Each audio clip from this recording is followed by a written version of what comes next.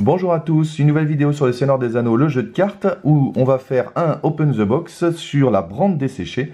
C'est le paquet numéro 1 du cycle 8, voilà. Et pourquoi j'ai dit on? Eh ben parce que je suis pas tout seul cette fois-ci, je suis avec le Ver Naturel. Bonjour les gens. Voilà, alors comme d'habitude, hein, pas de spoil, et en direct on ouvre la boîte. Ah, alors on va pas être hyper calé sur le monde des cartes peut-être. Non, non. Parce que moi ça fait longtemps que j'ai pas joué un autre deck que celui... Ah merde, j'avais pas vu qu'il y avait un scotch là. Ça va rajouter du temps ça. Ouais. Et là j'aligne toutes les cartes. Alors moi j'ai vraiment rien vu de ce paquet, j'ai pas du tout regardé les cartes. Moi j'ai vu une carte. Ah t'as vu une carte? Mais juste une. Donc moi du coup... C'est lequel? C'est le héros que t'as vu ou c'est... Non, non, non. Une carte parmi les trucs. Une carte. Donc bah c'est parti, je vais enlever les cartes du scénar déjà. On va en faire une chacun. Oui. Allez. Donc on commence par le héros. Ah oui si, je l'avais vu celui-là. Ouais, Greenbeard l'Ancien. Donc 11 de menace, c'est un héros tactique. 0 volonté, 3 d'attaque, 3 de défense, 5 points de vie. Donc un gros machin. Sentinelle. Il est Béornide, guerrier. Tiens, Béornide... Bon bref, réponse. Après que Greenbeard l'Ancien a défendu contre une attaque ennemie, dépensez une ressource de sa réserve pour le déclarer comme attaquant contre cet ennemi et résoudre son attaque. L'ennemi défenseur perd -2 pour cette attaque. Et ben ma foi, ça a l'air pas mal. Hein, il défend à 3, donc ça veut dire qu'il peut quand même défendre efficacement. Avec 5 points de vie, il va tanker pas mal de trucs. Puis après il attaque. Il attaque à quasi 5 en fait, puisque 3 et puis -2. Donc il attaque à quasi 5, c'est comme... c'est quasi l'équivalent de Béorn quoi en fait. Sauf que tu payes là, pour qu'il attaque. Alors que Béorn tu payes pas. Ouais, c'est pas mal. Hein. Il est guerrier, donc il peut prendre tous les attachements guerriers qui vont lui donner de l'attaque en plus. Bah, notamment équipement de guerre. Il est sentinelle. Il est sentinelle. Il peut prendre le Aubert, la carte du dernier paquet là, qui rajoute 1 point de vie et une défense aux sentinelles et qui s'attache aux guerriers. Et 5 points de vie. Ouais, donc ouais, c'est clairement un très très bon héros.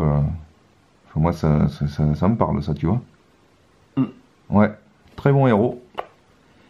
Qu'est-ce qu'il a rajouté plus? Bon, 0 volonté, c'est sûr, vous allez pas... Ouais, voilà, c'est toujours pareil, quoi. C'est lui qui va gérer la défense et l'attaque, et puis il faudra 2 autres héros pour gérer la quête.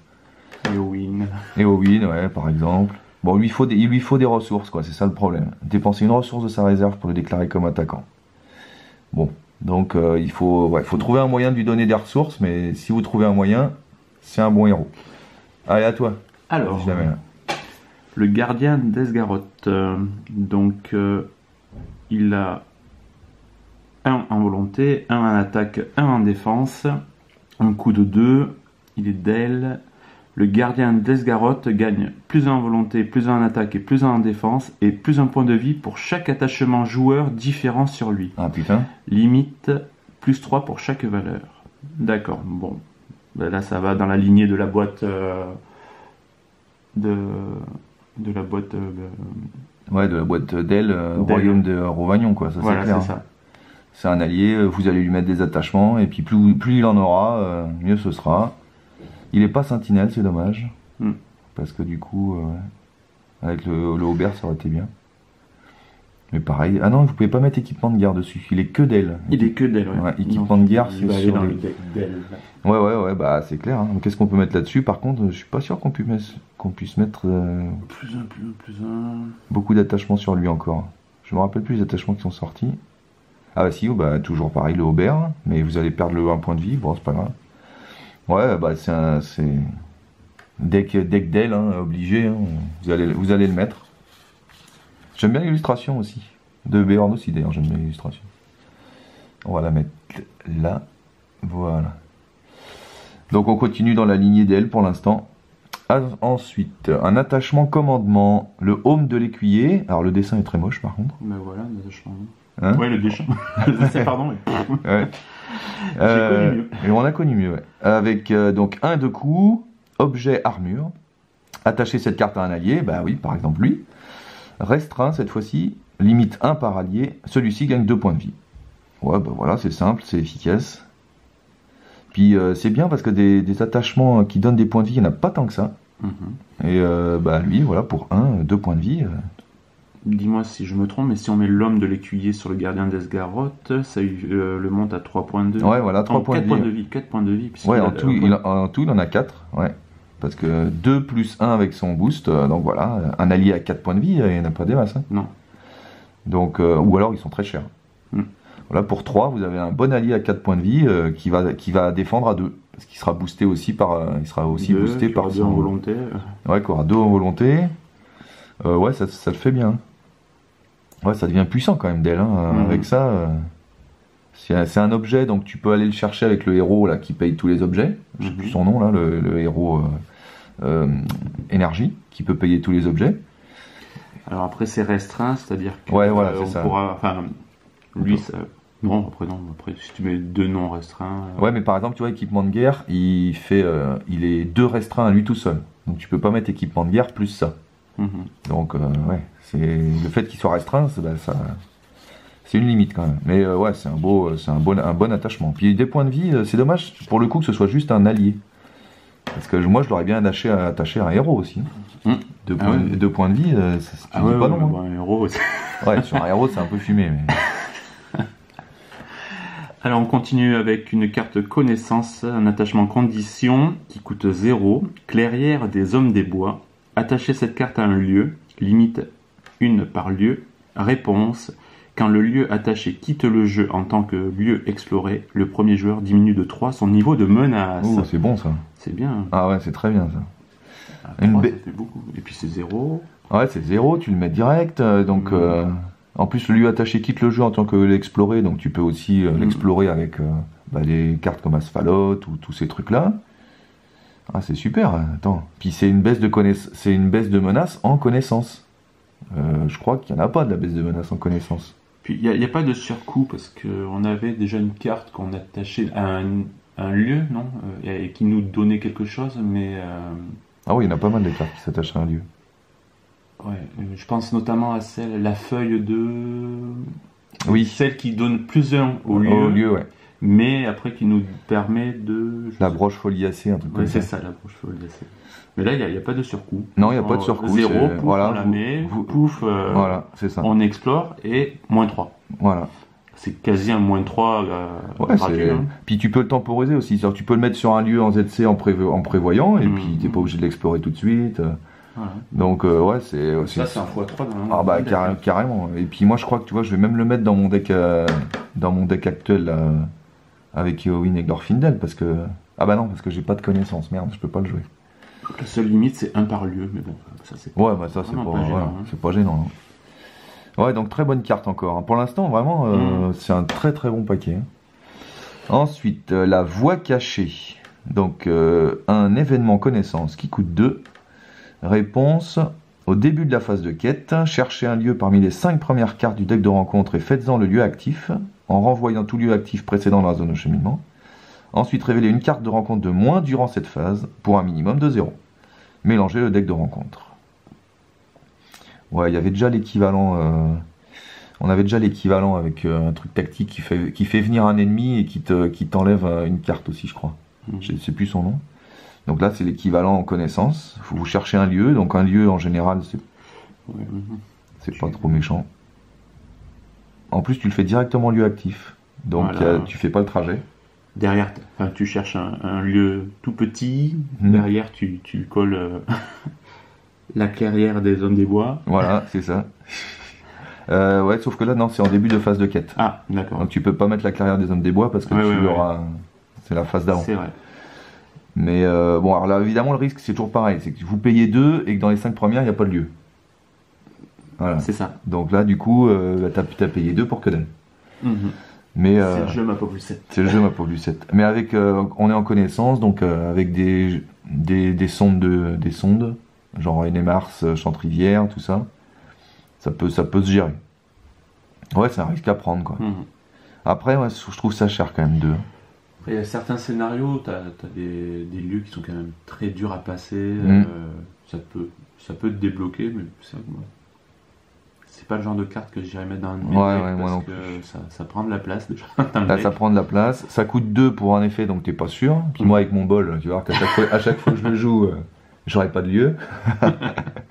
Ça dépend des scénars. Il y a des scénars qui ont beaucoup de lieux, mais les derniers scénars, ils ont aussi beaucoup d'ennemis. Donc, ouais, c'est toujours ton. Voilà. Faut faire le deck autour, quoi, je pense. C'est pas une carte que tu mets comme ça, comme celle-ci, tu peux la mettre n'importe où. Celle-ci, non. À mon avis, tu vas la. Non, faut que je la mette là-bas, je vais mettre l'autre après. C'est mitigé pour l'instant. À toi. Alors, change-peau Béornide.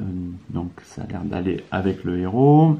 Un coup de 2, une volonté de 1, une attaque de 1, une défense de 1, 3 points de vie.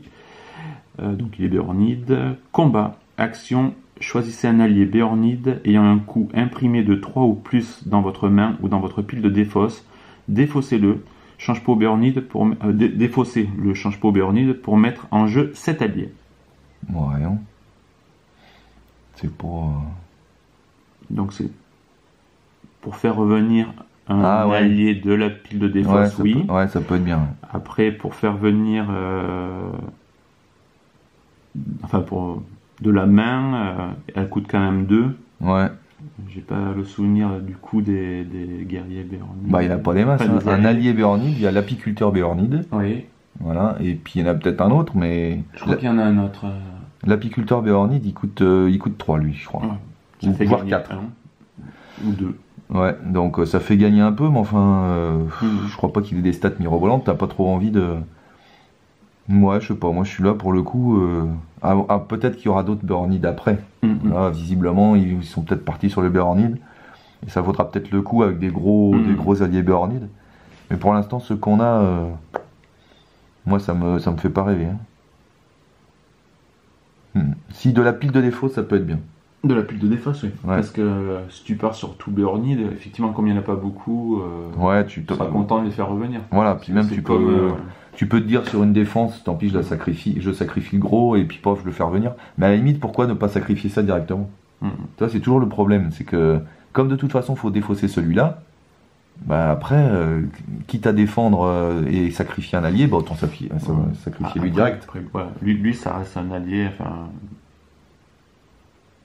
Il coûte 2, il est potable. 1, il a 3 points de vie, il est correct aussi. Il est potable, ouais. Pour 2, il est potable. 3 points de vie, c'est pas mal. Après, ils peuvent. Ce qui est bien, c'est que si vous en avez 2, ils peuvent aller se chercher mutuellement, quoi. Tu sacrifies celui-là, tu fais revenir avec celui-là. Ah non, 3 ou plus. Imprimer 3 ou plus. Non, mais j'ai rien dit. Il y en a d'autres qui arrivent derrière. Pardon. Ah oui. Enfin, d'autres cartes sur les Béornides. Ah, peut-être, ouais. Non, c'est toi. Ah, c'est moi. Ouais. Rage de Béorn, donc c'est un événement tactique pour 1 de coups.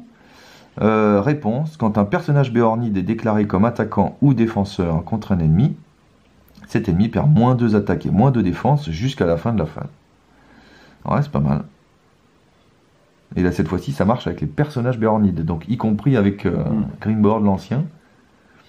Donc là, ça commence à être pas mal. Ouais, on va avoir des défenses en négatif avec lui. Ouais. Alors, c'est 0 le minimum, donc c'est dommage, mais. Parce que là, déjà, regarde, avec son effet, quand il attaque, l'ennemi défenseur perd -2, tu joues ça en plus, il perd -2 de plus. Donc, ça lui fait du -4 déjà, l'ennemi, il est pulvérisé, quoi.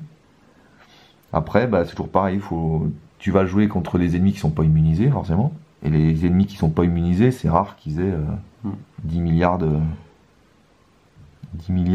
stats.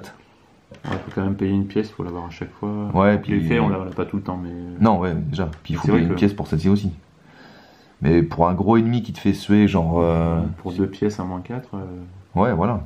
Et puis même, ça marche quand il défend aussi. L'ennemi perd -2, donc limite, c'est presque plus intéressant quand tu défends. Parce que là, tu défends à 3. Avec ça, l'autre, il attaque à -2, donc tu lui baisses quand même pas mal son attaque. Donc ouais, c'est une bonne carte. Avec Greenboard l'ancien, moi je la jouerais, c'est clair. Le dessin est rigolo. Moche, mais rigolo. Ouais. C'est marrant qu'ils soient partis sur Béornide maintenant, alors qu'ils ont commencé d'elle et là ils font Béornide maintenant. Après, c'est vrai que le Béornide est sorti il y a longtemps et j'étais un peu esselé. Il y avait 2. Ouais, c'est clair, il n'y avait rien. Donc, on est en. Énergie. Énergie, coup de 2. 1 en volonté, 1 en attaque, 0 en défense, 2 points de vie, c'est un allié donc. Pêcheur du long lac, il est Dale. Réponse, quand le pêcheur du long lac entre en jeu, annoncez un nombre, ensuite cherchez parmi les 5 premières cartes de votre deck une carte dont le coût imprimé est égal à ce nombre et ajoutez-la à votre main. Mélangez votre deck. Ça, voilà.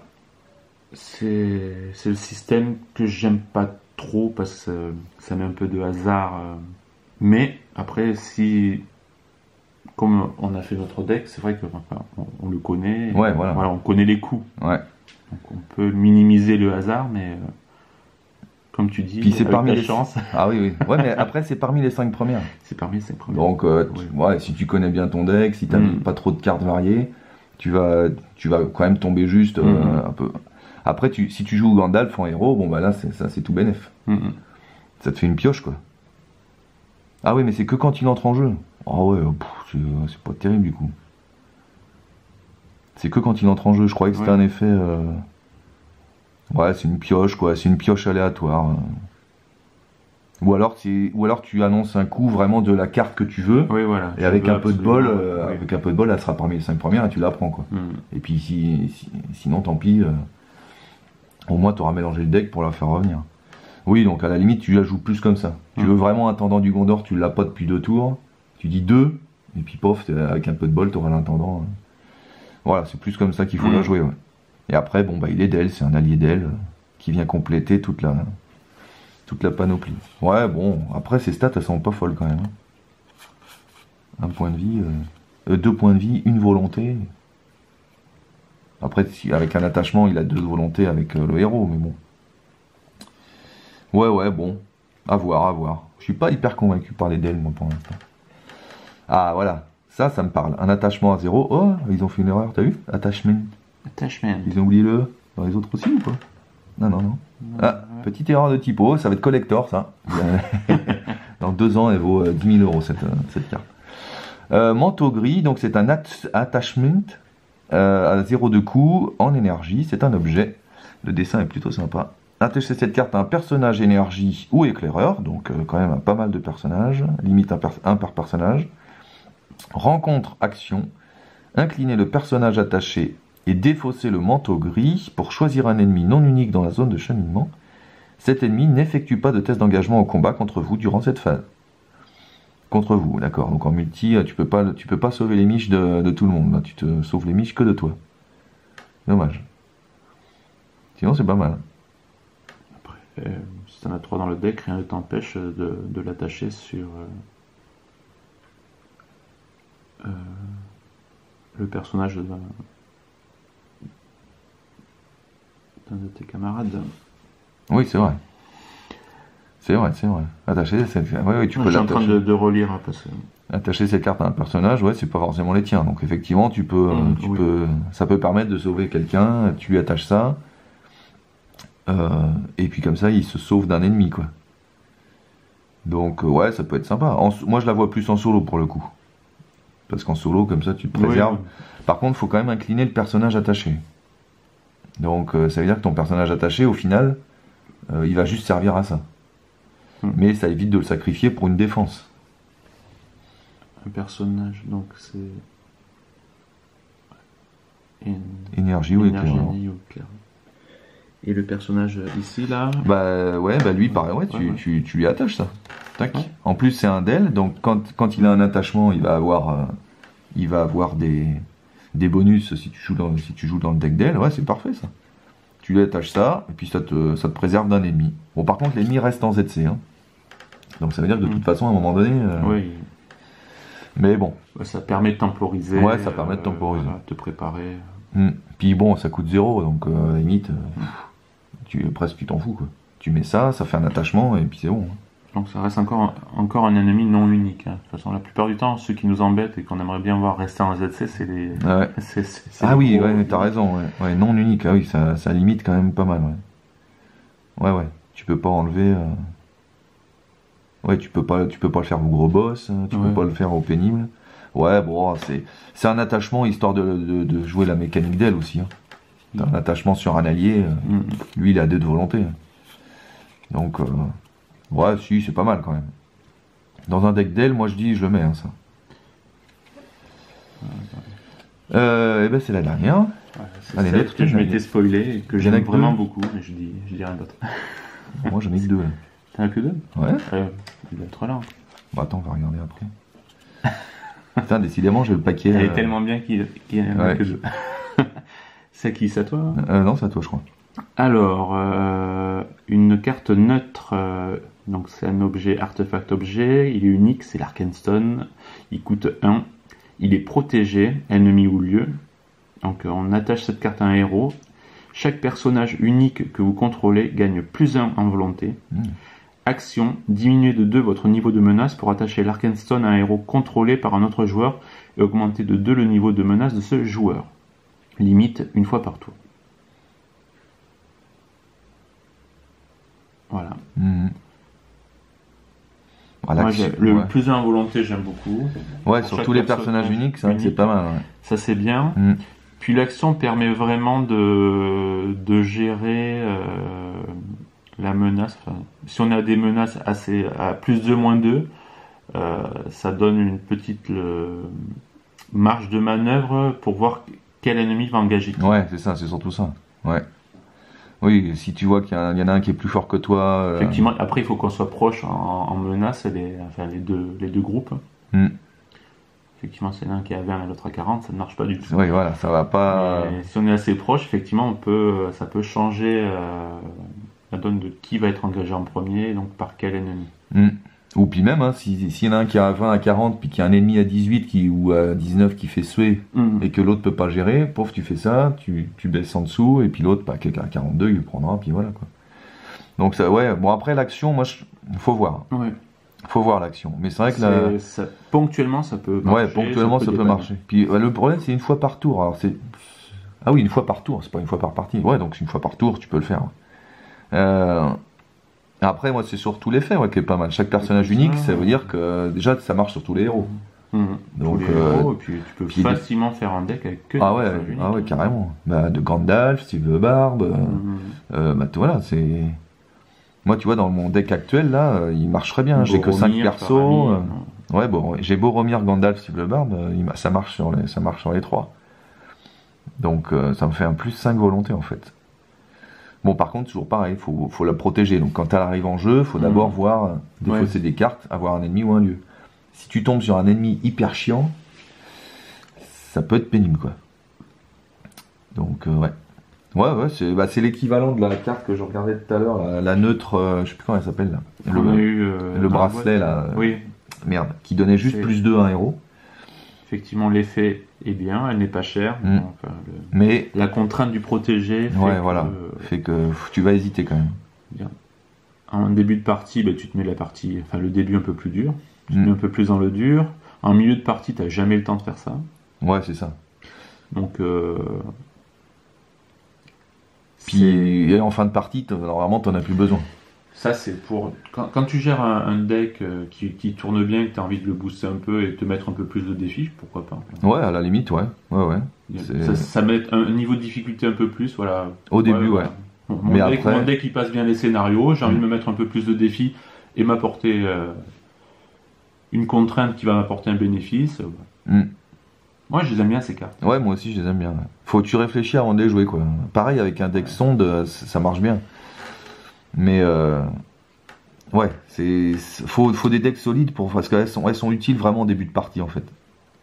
Parce qu'en fin de partie, t'en as plus besoin. En milieu de partie, comme tu dis, bon, en général, ça roule et puis voilà.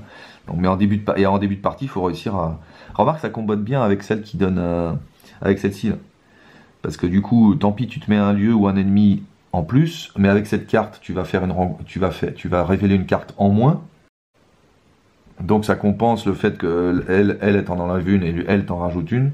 Ou avec Conseil de Gildor aussi. La carte que je joue mais qui coûte 3 et qui te demande de révéler une carte en moins, pareil. Donc tu te mets ça, tu fais Conseil de Gildor et puis t'as limité la casse. Alors par contre ce qui me chiffonne c'est que j'en ai que 2 alors. Là tu vois là, on va se plaindre. Est-ce qu'elles sont là? Je vais regarder en même temps. Eh non. Hein. Oh là là, la loose. Eh non, je les ai pas là. On va pouvoir envoyer la vidéo. Ouais, j'ai envoyé au SAV. Ouais, au SAV là. Là j'en ai que 2 là. Ah ouais. Ah bah non, il n'y a pas de. Ah, ça m'énerve. Quoi? Tu regardes là? Vas-y, on peut regarder un peu vite fait le scénario. Tu fais le débrief. Ouais, bah non, débrief, rien de plus à dire. Moi je trouve que c'est un très bon paquet. Surtout. Je suis d'accord, ouais. Bonne impression. Bonne impression, surtout la première rangée qu'on a vue là, qui est vraiment super. Avec des en plus ils continuent le Dell et ils enchaînent un petit peu sur le Béornide. Ça va sûrement être les deux thèmes du cycle. Donc ouais, il y a de quoi faire. Hein. Ça va compléter les decks Dell. Vous mettez ces 3 cartes déjà dans les decks Dell. Donc ouais, c'est un bon paquet. Hein. C'est un bon paquet. Après le scénar, je sais pas à quelle difficulté il est noté. Je sais pas s'il met des difficultés. Non. On va regarder vite fait. Difficulté 6. Donc bon, à voir. Qu'est-ce qui s'est passé déjà? Ah oui, ils accompagnaient après la quête du roi là. Il faut accompagner les comment ils s'appellent les Arades. Non, la quête du roi. Oui, la quête du roi, on avait tué un dragon là. Et après, on s'était rendu compte que c'était pas le dragon qui posait problème, c'était un autre dragon. Donc on va continuer. Et si on a réussi la quête du roi, ensuite, les Arades vont pouvoir être à l'abri. Bon, ça me saoule là, ça me saoule ces 2 cartes là. Il va falloir que j'appelle. Et puis le attachment. Je me demande si c'est sur mon paquet ou si. Il y a un petit laisser-aller là, on va dire, sur la production. Ouais, voilà, il y a un petit laisser-aller, ouais. Alors, ils l'ont sorti tôt en même temps parce que c'était prévu, parce que la boîte allait sortir en juin quand même. Hein. Oui. Donc ils l'ont sorti tôt, je sais pas. Bon, bah voilà, est-ce que tu as des trucs à rajouter? Non, peut-être revoir les. Ah ouais, on peut regarder vite fait sur les trucs là. Ah, Drake 2, on va battre des dragons là. Je sens. De froid. Ouais. Si ça n'attaque. Ouais, 18 points de vie. Il est unique, donc pas non unique. Voilà, donc on peut pas faire l'autre truc là, on peut pas faire ça. Et. Ah si, contre un ennemi celui-là. C'est le manteau gris qu'on ne peut pas. Ouais, c'est le manteau gris qu'on peut pas faire. Ah bah lui, tu vois, ça c'est pas mal, on l'avait pas vu. Mais là, c'est contre un ennemi. Contre un ennemi. Donc, bon, il y a que ceux qui sont immunisés sur lesquels tu peux pas faire ça, mais lui par exemple, tu peux. Après, oh, des œufs. Signe du dragon. Ah, le gros troll troll des neiges. Il n'est pas unique. Lui, non, il n'est pas unique, non. Ouais. Et il n'est pas protégé.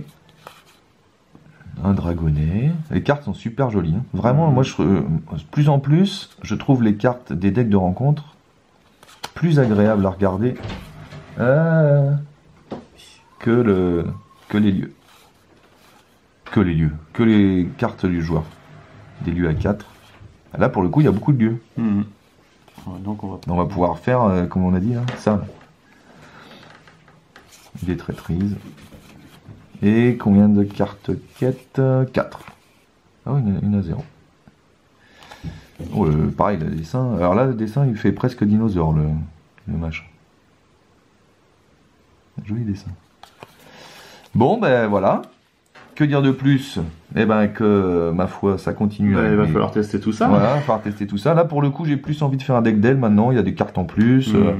Voilà, peut-être Béornide. Moi, j'ai commencé, je suis pas convaincu. Ça, ouais, faut... J'essaie de le faire tourner. J'arrive pas... Enfin, que du Dale, oui. Mais c'est que du Dale. Enfin, c'est cette mécanique-là qui me plaît pas plus que ça. Après, j'arrive pas, pour le moment, à trouver avec...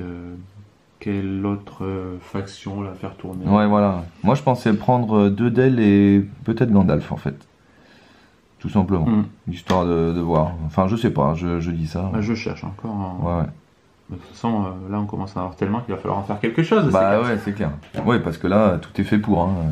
Vous prenez les cartes Dell du paquet précédent, vous prenez celle-ci, vous avez quasi les 50 déjà. Et c'est ça. Bon ben voilà, donc vous me direz dans les commentaires si vous aussi dans votre paquet vous avez eu les 2 bugs qu'on a rencontrés là. Et puis sinon il va falloir le dire à FFJ. Pas à FFG, oui si à FFG. Et voilà. Faire remonter dans vos commentaires si vous aussi il vous manque des cartes. Parce que là quand même... On va faire une pétition. Ouais, faut faire une pétition. J'attends mon paquet avec angoisse maintenant. Bah ouais, du coup. Bah attends peut-être un peu du coup, parce que peut-être qu'ils auront corrigé, ils s'en sont aperçus. Mais... Voilà, bah merci à tous d'avoir suivi cette vidéo, et puis bah à bientôt pour des nouvelles aventures sur le Seigneur des Anneaux. Au revoir. Ouais. Bon, en fait, voilà, juste on triait les cartes et j'ai bien les 3 Arkenstone, donc pas de souci là-dessus. Elle était planquée derrière, derrière une des autres cartes. Voilà, donc voilà, c'est bon. Par contre, il manque toujours le E à attachement du manteau gris. Voilà, merci, à bientôt.